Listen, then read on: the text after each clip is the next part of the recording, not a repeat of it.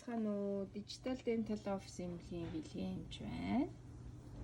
За ингээд ийм нэг түүх харуулъя. За энэ хүүхдийн юм бисэн байна.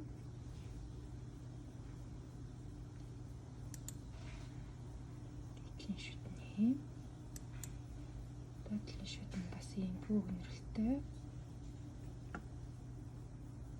За эмчилгээг бид нар 5 сараас эхэлсэн байгаа. Энэ жилийн 20 оны 5 сараас эмчилгээ эхэлсэн. Дээр дараа өвдгөд хэлэгч аппарат хэрэгэлсэн. За энэ шүдний бөөгнөрл.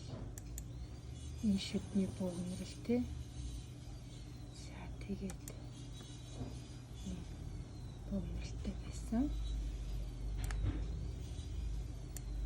За явцаас нь харуулхад ингэж гоё тэлж ирсэн энэ шүд гадагшилж байна.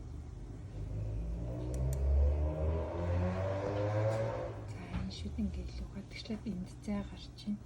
Энэ хоёр бол яг параллел ургац байгаа шүд байсан. За хэдүүлээ дараа нь 3 сарын дараа яасан. 5 сараас зүүссэн хөлт байгаа. 10 сард ийм болсон. 4 сарын дараа. Энэ бол хамтлаад хэлсэн байгаа. Доотлын шүдүүлийн юм бас гоё болсон.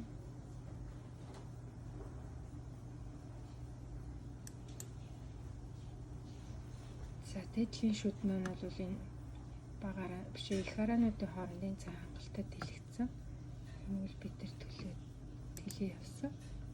Доотлол барыг ингэ тэгшэрсэн. За 1 сард ямар болсон? 1 сард брейсээ зүүж эхэлсэн. За юм баха. Доотлол нь бүр юм гоё тэгшээд. Бас дуушууг орж ирсэн. Бид нар 5 сард жилийн дотор доотлын шүдний бараг тэгшэрсэн. Игнийг гоё орцсон. За хамгийн сүүл сая орж ирэхэд энэ шүдэнд бүр зай гараад одоо энэ шүдний игнийг бид нар илүү их тэлж оруулж ирэх гэж байгаа. Доотлын шүд юм болсон.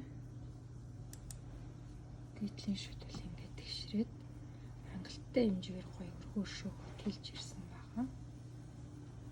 За ингээм эмчилгээ шүд ус болоо.